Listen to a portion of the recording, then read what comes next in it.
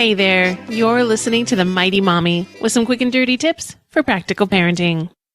When I recorded episode 65, dealing with special education, I shared with everyone my experience with my daughter's speech delay. It was because of her speech delay that I started using American Sign Language to communicate with her. Since then, I've learned that people are using sign language to talk to their kids even when there are no speech delays. Communicating with toddlers is a challenge, and communicating with infants seems impossible. Sign language is a great way to cross the barrier of communication with your little ones who aren't speaking yet. I originally started using American Sign Language because my daughter was 2 years old and struggling to talk to me. Giving her a physical and visual way to tell me what she wanted enabled her to get the point across most of the time. When my son was born, we were still talking with our daughter with the assistance of sign language. Actually, once you get into the habit, it becomes a natural behavior. The sign for banana is the action of moving your hands as though peeling a banana.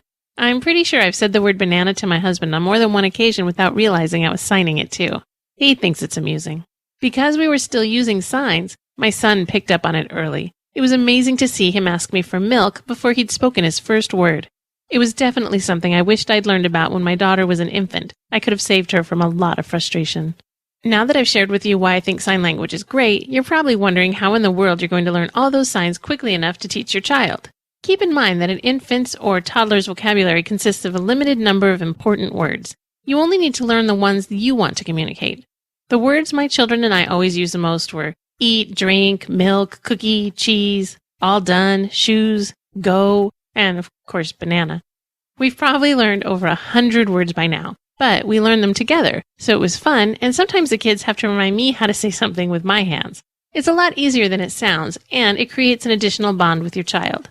So, you may be wondering how to get started. Well, first of all, it doesn't matter when you start. Don't assume it's too late. Think about this. If you're at the park and it's time to go, but you don't want to keep yelling, "It's time to go," at your older kids, teach them the sign for go. This will prevent them from yelling back at you, "What? I can't hear you," forcing you to tromp through the sand and retrieve them.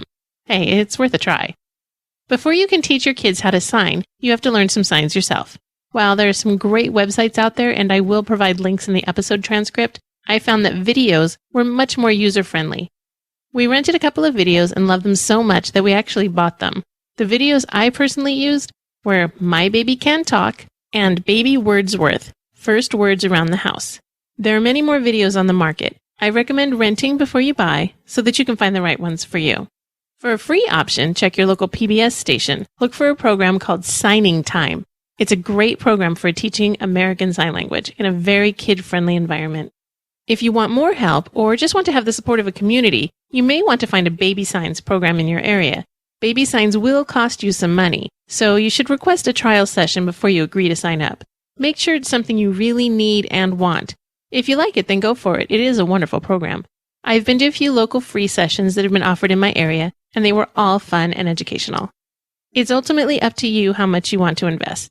You may even consider asking your fellow playgroup moms if they want to have a signing playgroup with you. When you're all together in playgroup, you add sign language to your spoken word. Remember to keep the signs simple. It's great to do as a group because you can teach each other new signs as well as reinforcing the ones you already know. Finally, don't be concerned that your kids will learn sign language and then decide that they don't need to speak. Studies have shown that this is not the case. Children who use sign language may have the opportunity to excel in communication because sign language is considered a second language. I am, however, simply recommending sign language to help break down the barriers of communication between the parent and the child. Keep it light and fun, and your kids will enjoy it. It will ease frustrations for both you and your child when you can truly understand each other. You'll have to learn an entirely different method of communication when your kids enter their teen years, so make the most of it while you can. You can find a transcript of this show with links and resources at quickanddirtytips.com. That's it for now. Thank you for listening. If you'd like to request a topic for the Mighty Mommy, you can email me directly at mommy@quickanddirtytips.com or leave a message by calling 206-202-2185.